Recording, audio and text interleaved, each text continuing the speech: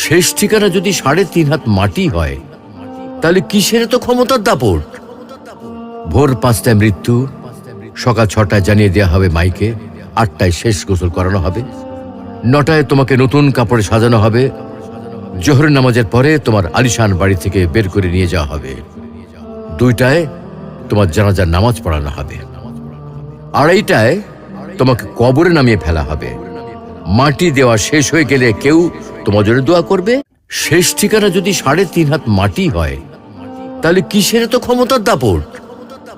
ভোর ৫টায় মৃত্যু, সকাল ৬টায় জানিয়ে দেওয়া হবে মাইকে, ৮টায় শেষ গোসল করানো হবে, ৯টায় তোমাকে নতুন কাপড়ে সাজানো হবে, জোহরের নামাজের পরে তোমার আলিশান বাড়ি থেকে বের করে নিয়ে যাওয়া হবে, ২টায় তোমার জানাজার নামাজ পড়ানো হবে, ২:৩০টায় তোমাকে কবরে নামিয়ে ফেলা হবে। মাটি দেওয়া শেষ হয়ে গেলে কেউ তোমার জন্য দোয়া করবে।